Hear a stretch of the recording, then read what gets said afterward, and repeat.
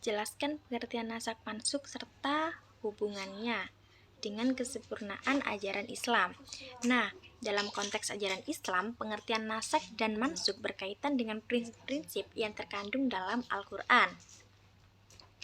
Naskah secara harfiah berarti penghapusan atau pembatalan. Nah, dalam konteks agama Islam, naskah mengacu pada prinsip bahwa beberapa ayat Al-Quran menggantikan atau membatalkan ayat-ayat sebelumnya.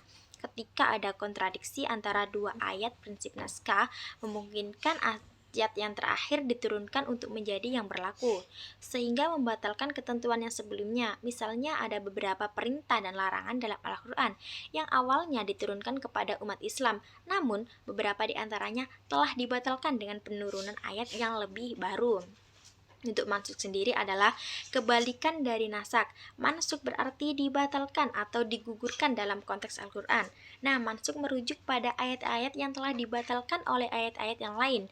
Ayat-ayat mansukh tidak lagi berlaku dan tidak dijadikan pedoman dalam praktik keagamaan. Hubungan antara naskah dan mansukh adalah bahwa naskah menghasilkan ayat-ayat mansukh. Dalam sejarah Islam, terdapat beberapa ayat Al-Quran yang dinyatakan sebagai ayat mansukh. Proses naskah dan mansukh dipahami sebagai bagian dari hikmah Allah dalam menetapkan hukum-hukumnya. Kesempurnaan ajaran Islam tidak terpengaruh oleh adanya prinsip naskah dan mansukh. Nah, hal ini karena dalam keyakinan umat Islam, Al-Quran dianggap sebagai wahyu ilahi yang sempurna dan diturunkan oleh Allah secara mutlak. Penghapusan atau pembatalan suatu ayat dengan ayat yang lain diyakini sebagai kehendak Allah untuk memberikan petunjuk yang lebih sesuai dengan kondisi dan kebutuhan umat pada saat itu. Kesempurnaan ajaran Islam tetap ada melalui Al-Quran yang tidak merubah dan menjadi pedoman utama bagi umat muslim. Nah, prinsip naskah dan mansukh hanya mempengaruhi interpretasi dan pemahaman tentang aplikasi hukum-hukum agama dalam konteks sejarah dan konteks perubahan. Langsung saja dengan pertanyaan selanjutnya adalah jelaskan pengertian munasabah dan manfaat mempelajarinya.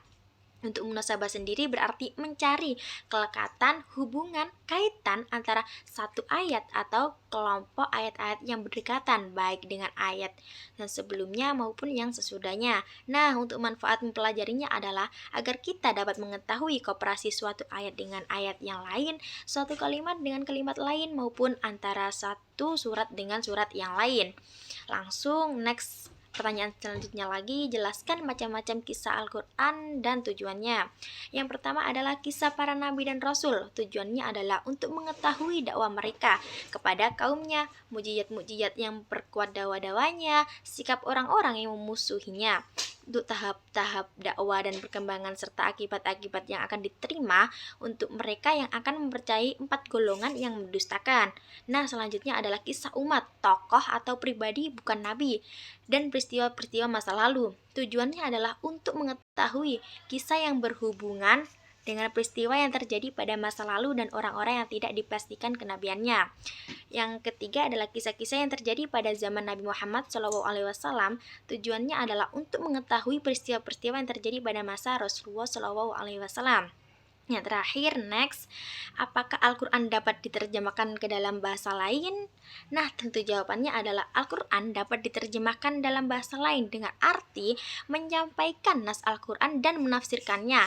Seperti yang ini sudah diterjemahkan ke dalam bahasa Afrika, Asia, dan Eropa. Terima kasih. Wassalamualaikum warahmatullahi wabarakatuh.